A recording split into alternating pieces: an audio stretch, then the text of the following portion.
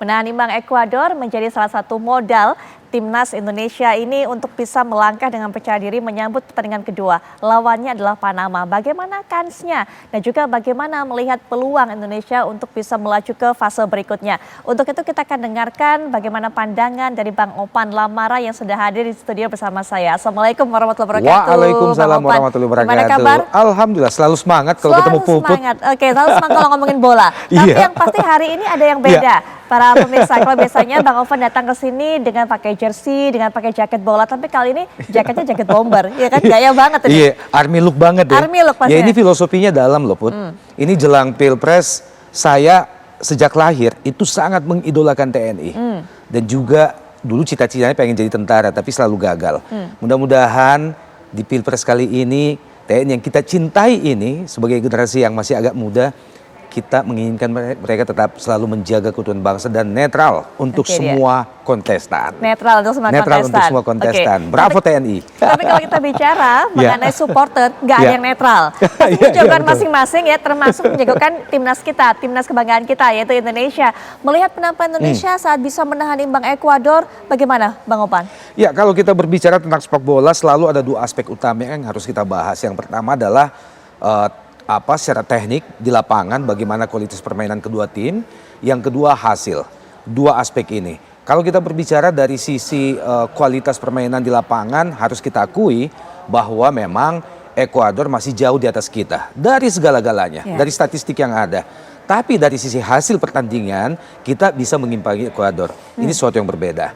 Nah, sekali lagi Indonesia kemarin di penampilan pertama harus kita acungi jempol. Karena ternyata kualitas teknik yang dimiliki oleh Ekuador itu bisa kita imbangi dengan semangat Spartan.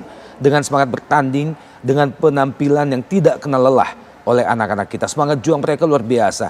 Dan rupanya ini terilhami dari semangat kepahlawanan yang bertepatan dengan 10 November. Dan pertandingan pertama ini diadakan di Kota Pahlawan, Surabaya. Betul. Artinya apa? Mudah-mudahan semangat seperti ini tidak juga kendur menghadapi laga-laga selanjutnya, apalagi Indonesia saat ini harusnya semakin yakin karena pasca mampu menahan imbang Ekuador, kita harusnya semakin yakin bahwa peluang itu terbuka untuk bisa lolos ke babak selanjutnya.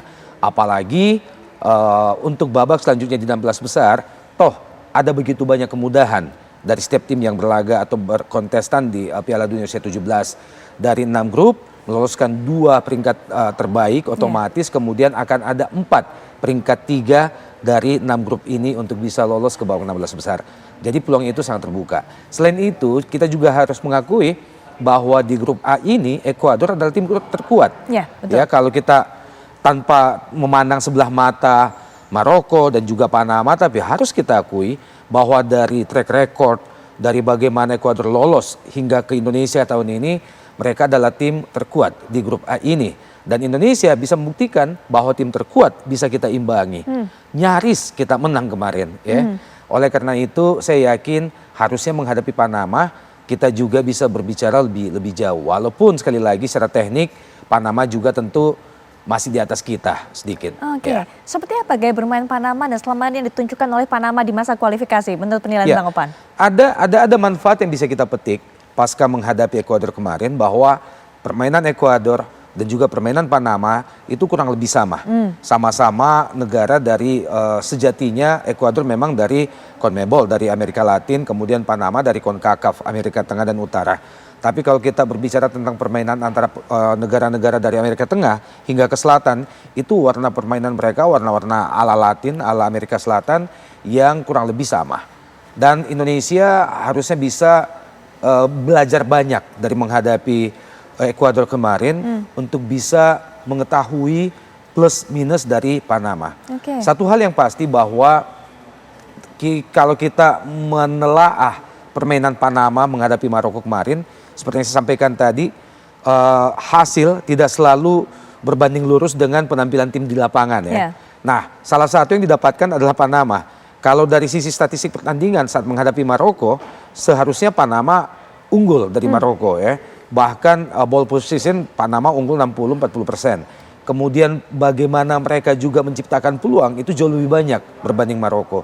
Perbedaannya adalah Maroko bisa bermain lebih tenang, Oke. kemudian mereka bermain lebih Ya. efektif dan bisa lebih Baik. memanfaatkan peluang demi peluang yang ada. Baik Bang Upa, nanti kita akan lanjutkan karena kalau lihat kemarin saat berhadapan dengan Ekuador ada beberapa sisi yang menjadi kelemahan dari timnas kita, kemudian bisa dieksploitasi oleh lawan. Nah, bagaimana menghindarinya nanti kita akan bahas tentunya setelah jeda, kami segera kembali saat lagi.